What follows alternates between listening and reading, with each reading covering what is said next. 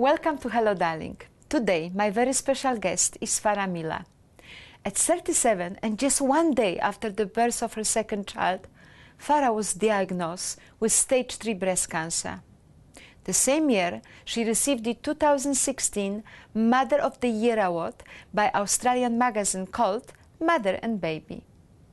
The story of Farrah's strength, which enabled her to turn tragedy into triumph, has made headlines in Australia and beyond.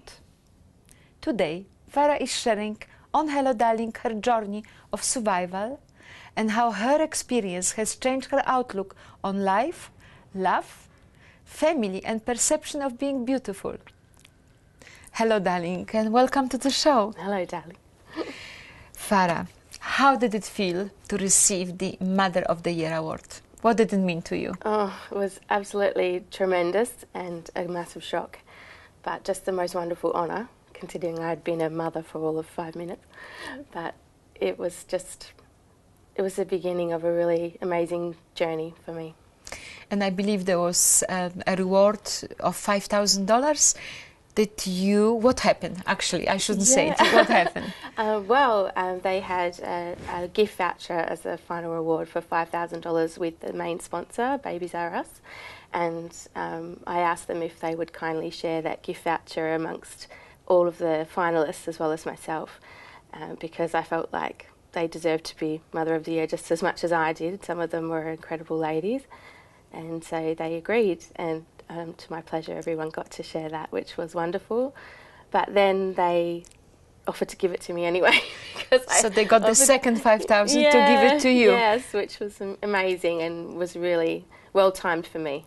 How generous from both sides. How beautiful. What a beautiful gesture from you, and what a beautiful gesture from magazine. Yeah, congratulations. Thanks, plaque. Farrah, completely changing the pace, darling. Do you remember the day when you received your diagnosis? Yes, I do. What went through your mind? I was just coming out of the bathroom, actually. I'd given birth to my son the day before. I was in the hospital room. It was 7 in the morning. I knew my doctor was going to visit me that day.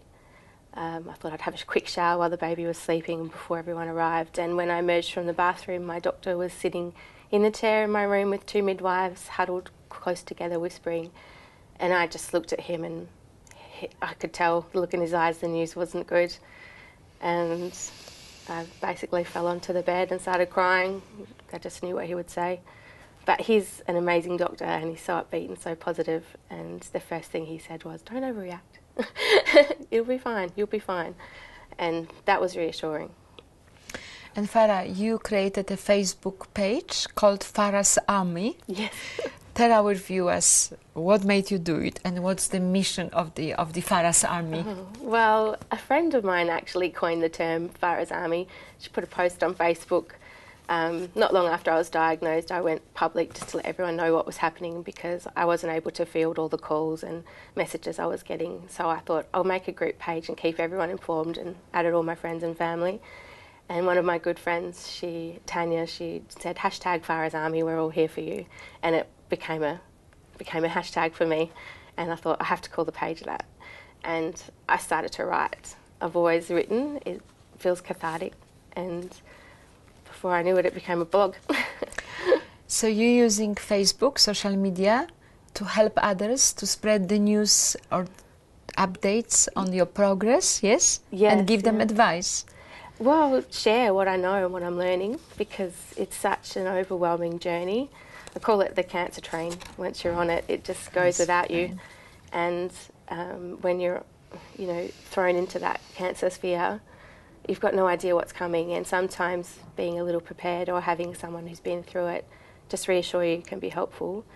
And for me, I found it difficult to find other young mothers, people with newborns or small children. Most of the people I had immediately thought of or knew who'd had a breast cancer journey were older women. Okay. But now that I'm in it, and yes, amongst it, I see how common it is, and it makes me even more determined to really push for awareness and treatment programs and support services to be more available for that specific genre of women. Yes, beautiful.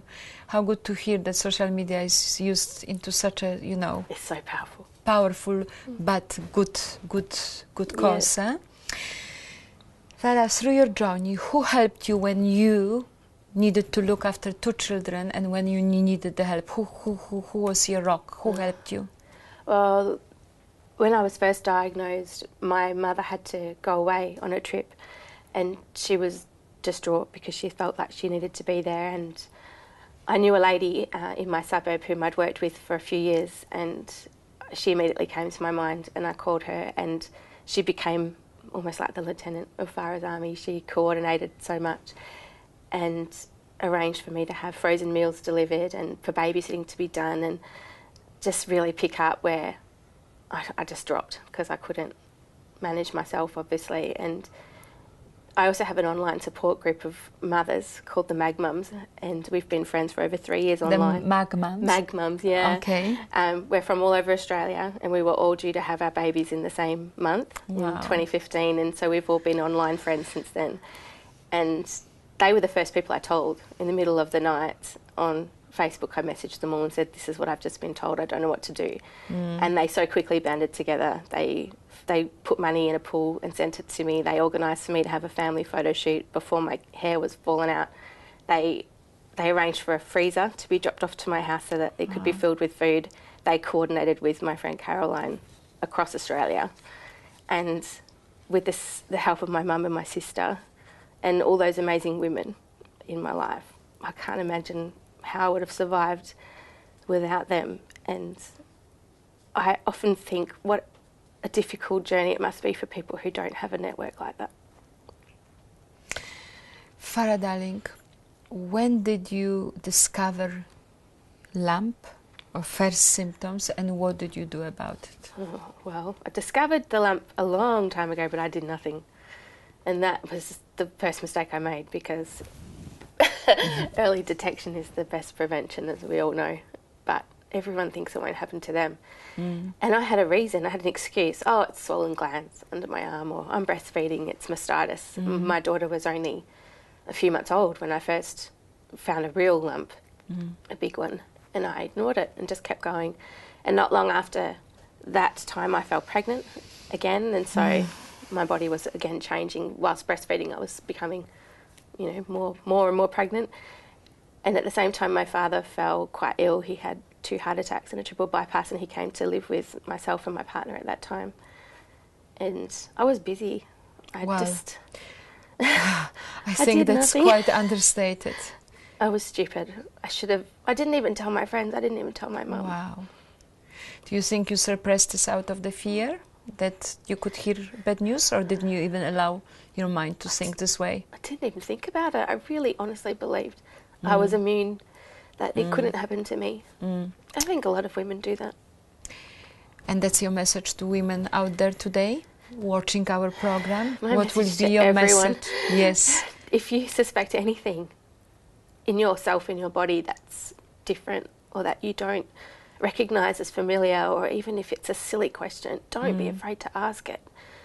I have a close family member now who has been putting off a health issue for a while, and it was recently diagnosed as quite a serious cancer. And I can't help but feeling if something hadn't been done earlier, that might be an easier journey for that person. What was your biggest fear throughout your journey, your cancer journey, your breast cancer journey? Well, the first thing that came into my mind was I just had a beautiful baby boy, and I had a darling little daughter at home. She was only 14 months old. And I thought I wasn't going to see them grow up, and that fear just absolutely gripped me. It grips me now. It's still there. Cancer can come back. Farrah, darling, change of pace. Tell us about Farrah Millar before diagnosis. Farrah with blonde hair extensions and eyelashes extensions. I obviously read some interviews about it. Your previous interviews. Tell us about Farrah before it happened. I was living my life. I had an amazing life. I had a great job and a lot of friends, and my partner and I had a beautiful house by the ocean, and we had our beautiful daughter after many years of trying. We had a lot of IVF, and it was successful. And I felt like everything was going really well on paper, but inside I was lost, and I was sad, and I wasn't in the right place. And I feel like I must have sent that energy out to the universe, because although it came in the form of cancer, the gift that the universe gave me to get myself back on track. Why were you sad and why were you not happy? In spite the picture perfect. What was wrong? I wasn't happy in my relationship. I think he and I can both admit that we weren't right for each other, and we had a lot of things going on between us, and it just wasn't working. And the development of, you know, a surprise pregnancy when my daughter was 4 years of trying and my son was 4 minutes. So we didn't expect to fall pregnant with him so quickly. And then for my dad to become ill, at the same time he was battling a health condition and his mother wasn't well, and my sister also had a cancer scare at that same time. So in our families we had quite a lot going on.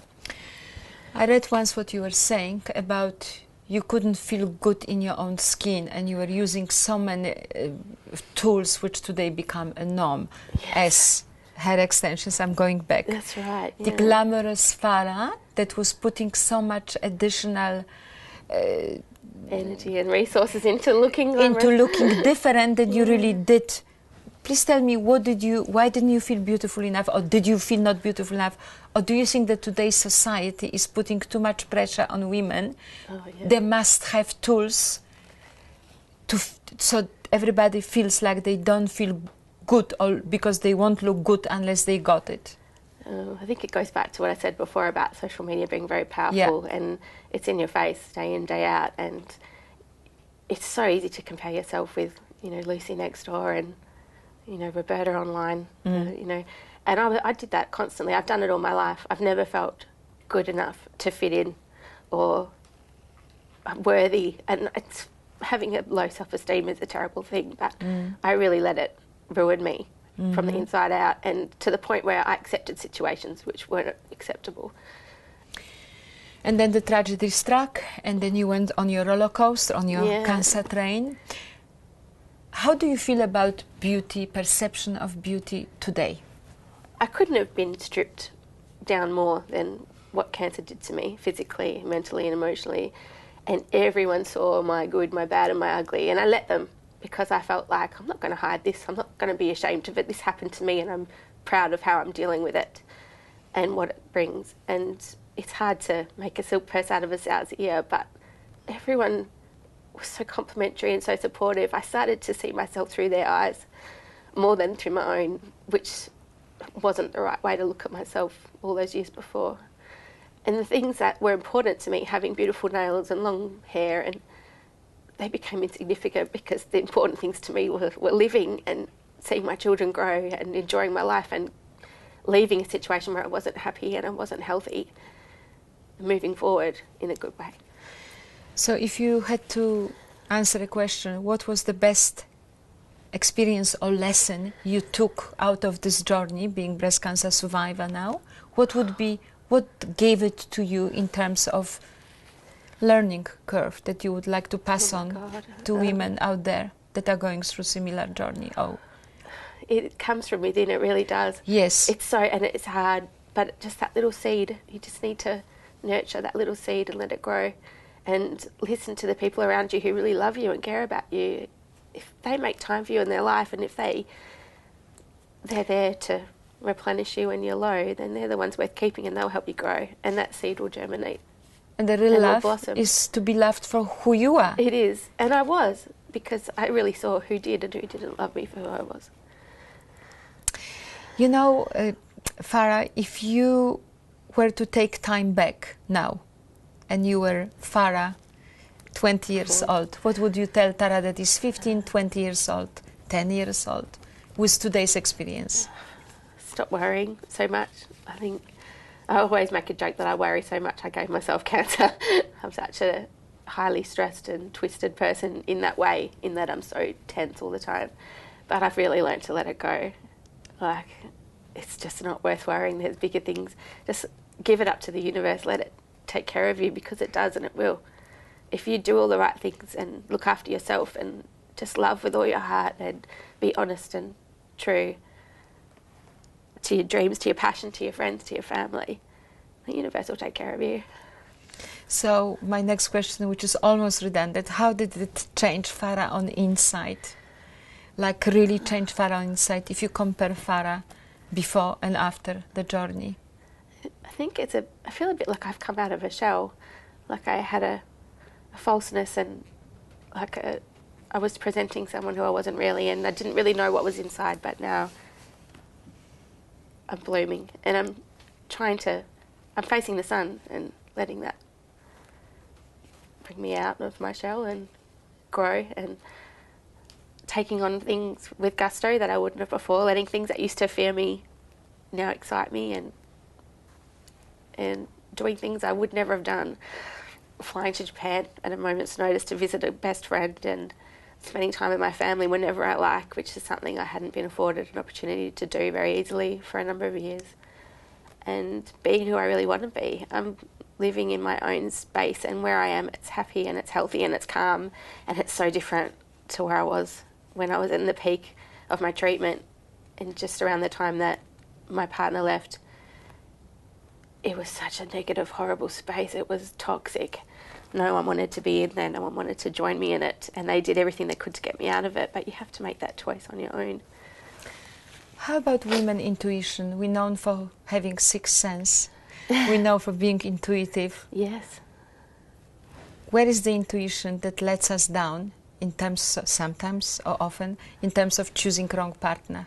Oh, it's interesting you ask or that question. Partner with wrong energy, yeah. Yeah, it's not... I think because I think instead of looking for an organic relationship to grow on its own and fit into me in my life, I tried to change myself to fit something, which probably wasn't the best approach.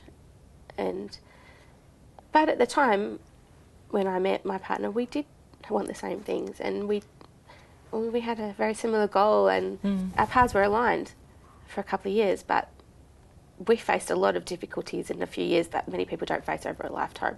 Right. And as a result of that, we just both dealt with it differently. And I went one way and he went another. And when you grow apart, it's really hard to find your way back together again if you let it get too far. Farrah, you said you're planning to write a book. What will your book be about? I think it would take off from where my blogging sort of started and went to. And it was just about my story and what was happening to me emotionally, and trying to make it, not normalise it, but let people know it's okay to feel how they feel. And cancer really does put you on a tumultuous journey, and sometimes it's hard for other people to understand. They're looking in, but really you're in a bubble, you're on your own. And how it makes you feel and what it does to you, you feel so lonely even if you're surrounded by the most loving people.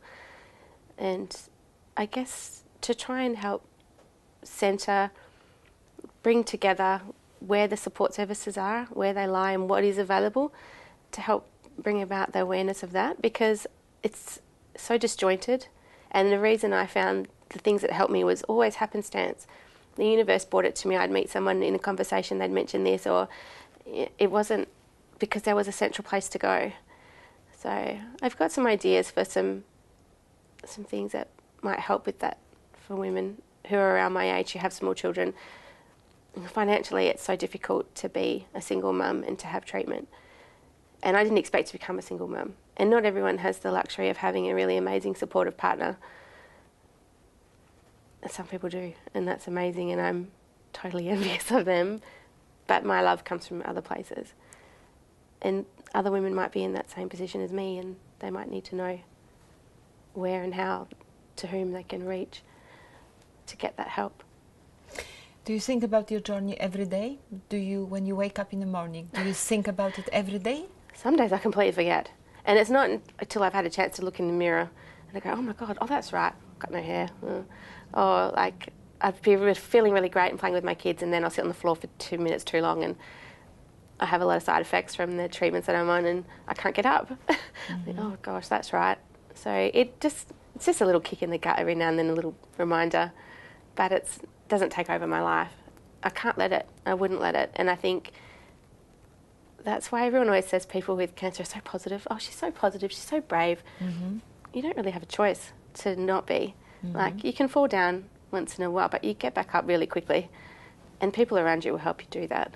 But you know, especially when you have kids, haven't got that choice. And for me, actually having small children was a blessing, because they were my drive and my determination to get up when it was hard or to keep going. And probably it's the same, I think, for any young woman out there who has small children and is facing that insidious disease. So your plans, you giving back by sharing your story. You were the testimonial speaker at the Pink Ribbon Ball 2017, sharing your journey, speaking out. Tell me about more of what you're going to do in terms of giving back and sharing the inspirational strengths you've got. Well, when I was blogging, at the peak of my blogging, I had a good 1,000 followers, which was amazing, and I couldn't believe it myself. How many? Over 1,000, which for me, which is big. Of course. And unfortunately, through the difficulty in my separation, I closed the blog down. I wish now I hadn't done, but it was at his request that I did that, and I'm sad that I honoured it because I've lost that audience, but I haven't lost the drive and the determination to tell my story and to continue telling the truth about what happened to me and how I dealt with it. And I hope that my experience and the things I've learned might be helpful or useful for someone else to know, because I didn't know where to look or where to turn, and there wasn't a lot of places for me to find the answers that I was asking myself, the questions. And I'd like to write a book. That's my goal, I think. Beautiful. Yeah. Okay, that will be the next interview. Maybe. Another question? Yeah. If you had a magic wand, what would you wish for? To end cancer. I think it'd be stupid to use that wish up on something frivolous, but in the last month I think we've all seen what it's done to the world with the loss of, a breast cancer pioneer in Australia, Connie Johnson, and That's right. her brother Sam have done so much through Love Your Sister, and I've always looked to them and to her for inspiration. And if he can appoint himself head of cancer vanquishment, we should all get behind him. Absolutely. Yeah. Finishing with such an iconic example. Farrah, I'm wishing you all the happiness. Best of luck for writing the book. Thank you. And everything to come along that you're wishing for. Thank you so much for being on the show. Thanks, darling. Thank you. Thank you for watching Hello Darling. Thank you to our sponsor, Thai Airways International, for their support. And bye for now.